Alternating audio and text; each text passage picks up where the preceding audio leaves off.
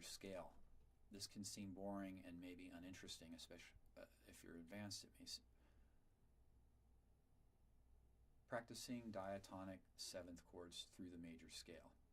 When you first hear this, you think, this is boring. This is a boring practice that has very little bearing on me as an advanced improviser. And what I would like to say is it's not true, and that most people have very narrow focus when it comes to practicing diatonic seventh chords, myself included, for years, till I found out this simple truth, which is that there's 96 melodies for each of the diatonic seventh chords in a major scale, 97 for a four-note structure. And that's in closed position. If you play a spread structure, multitude more. So I'll explain that real quick. So when we first learn diatonic sevenths, we usually learn a pattern like this. You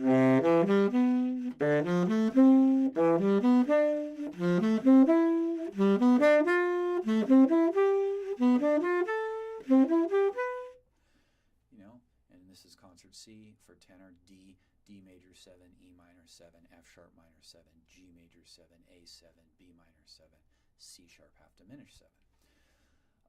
And we might learn a few other patterns, going up and down in root position, alternating up and down in root position, ascending and descending by step through the diatonic harmony. But basically we don't go much beyond that. More advanced players go a little bit beyond it, but I haven't met many people who think about the 96 melodies that are possible for each of these. So in root position, so we have 4 inversions, and each of the 4 inversions have 24 melodies. In root position, the D, or in my case the D, or the root of the chord, is the lowest note in the structure. We have 1, 3, 5, 7, and we have 6 melodies in root position that start on the root. Those 6 melodies are like this.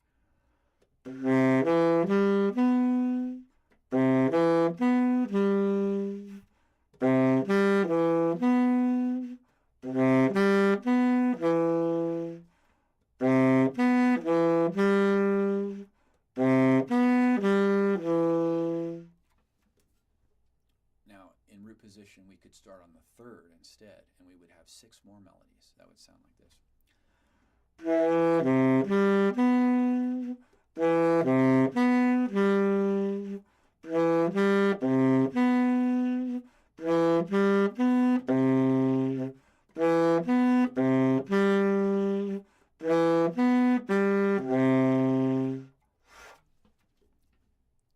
Now, we could also start in root position on the 5th and play 6 more melodies.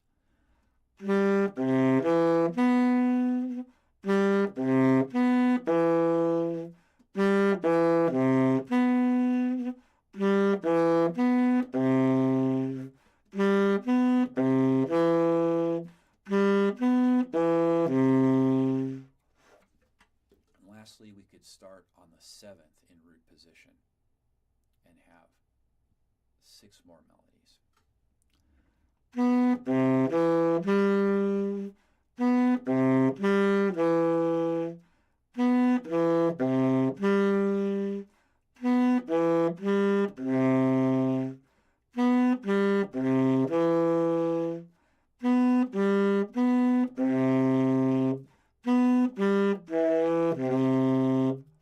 Sorry, one mistake on that last one.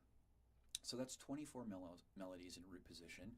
If we put the structure in first inversion, where the third is the lowest note in the structure, we have 24 more melodies. And so in closed position, we have 96 melodies with the 4 inversions of any 4-note structure, but in this case, 7th chords. So all of those are different melodies, and they all have different interesting qualities when we play them through the major scale. In other words, through the diatonic harmony of the major scale, ascending or descending by step, or we could use cycle 3 or 4 or 5 or 6, and we could create a bunch of interesting melodic patterns that are just comprised of diatonic 7th chords. So let's just try a simple one. If we're in, let's say we're in second inversion, so the lowest note in the structure is the 5th, and I play 5, 3, 7, 1, the melody would sound like this. And if I put that through the scale, D major 7, 7, F sharp minor 7, G major 7, A7, B minor 7, C sharp half diminished 7, back to D major 7. So the point is that we have so much potential within the diatonic seventh chords in a major scale. There's so much great, interesting melody there. There's so many shapes and ideas that we're very unfamiliar with. And by doing this exercise, just picking a random order of notes, one of the 4 inversions, and playing it through one of the 12 major scales, or melodic minor scales, or harmonic minor, harmonic major scales, you just have an infinite amount of great 4-note melodies, 7th chord melodies that you can learn to hear, to think about. And if you do the exercise where you say the chord first or mentally think the chord first, you will very rarely make a mistake when you do the exercise. Without fail, whenever I tell my students to do this, the first thing they abandon is thinking of the chord before they play it. And as a result, they try to play the pattern, the melody, the shape through the major scale by ear, and they make mistake after mistake after mistake. They maybe do a couple right, and there's a ton of mistakes.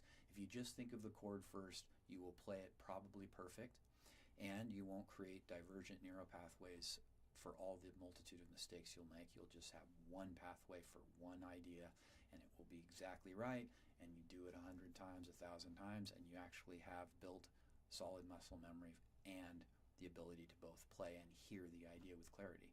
So think first, then play when you're learning. Once you learn it and can hear it clearly and you have the muscle memory, you don't have to think about it at all. You will hear it, you will play it, it will come out perfectly, and you can play it completely by ear. But at the onset, use your intellect to help train the muscle memory and the ear in a way that's the most efficient, which is slow and accurate. All right, I hope you find that helpful, and I'll post it on my blog, mountotto.org, and I'll see you on the next one. All right, today I'm going to talk about practicing diatonic 7th chords through the major scale, something that most of us find boring at a certain point in time. I think this will re-spark your interest in this exercise.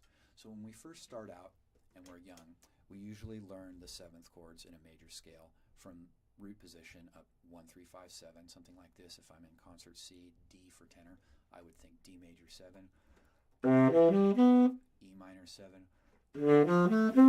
F sharp minor 7, G major 7, A7, B minor 7, C sharp half diminished, and we'd be done.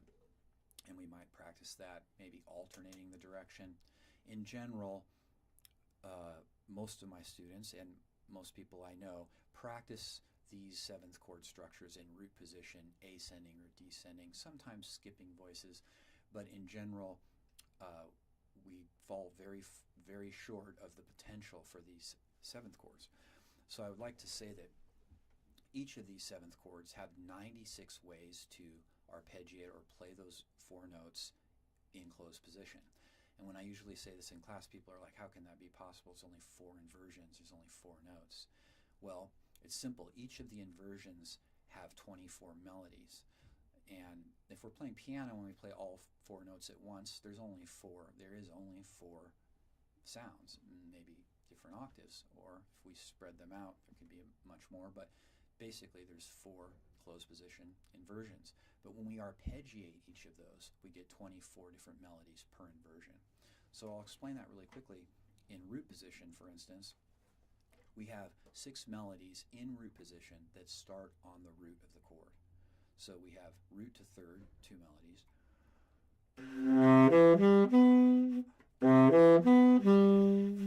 We have root to fifth, 2 melodies.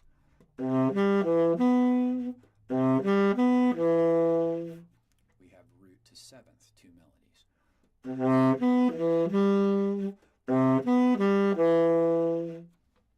And so that's 6 melodies in root position if we start on the root. If in root position we start on the third, we have 2 melodies that go third to root. Two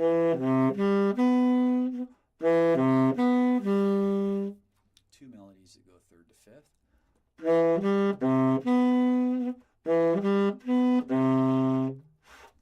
Two melodies go third to seventh.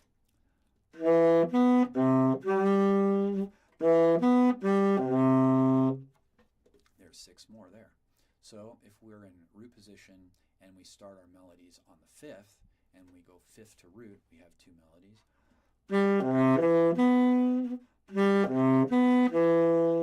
If we go fifth to third, two more melodies.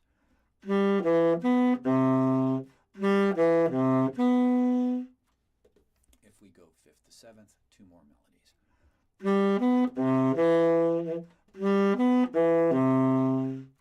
And lastly, if we start on the seventh, we have six more melodies. Seven to root, two melodies.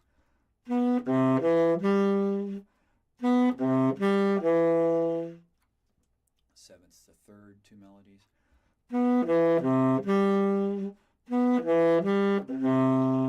seventh to fifth, two melodies.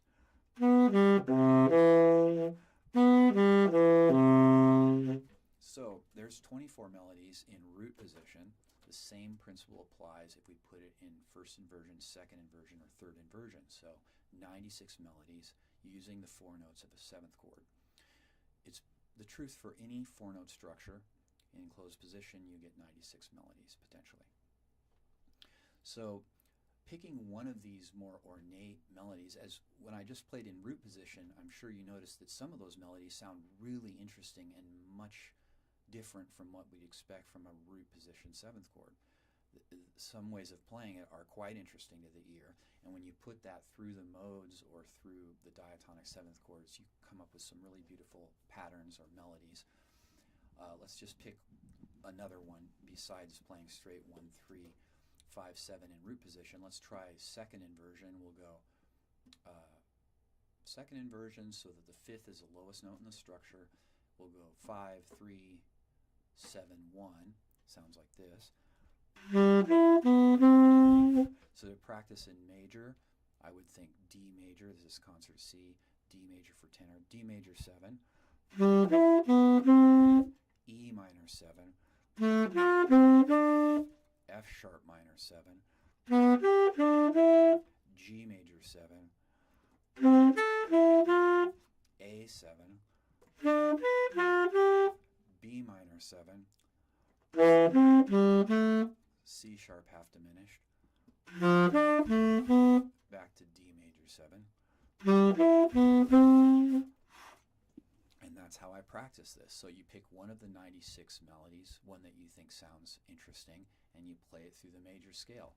Pick a key, say you're in a hard key, think of each of the diatonic chords, think of the inversion, the order of notes, and then play it through all 7 chords in the major scale. I will say this, always think of the chord before you play the shape. When I ask my students to do this, they inevitably abandon the thought of the chord.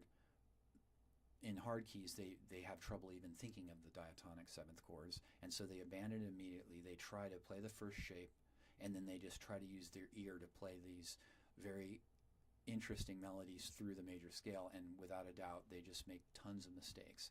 And if I just tried to do it completely by ear at first, I would as well. So what you want to do is think of the chord. That gives you the schematic, the framework through which to find the right notes in the shape with no mistakes.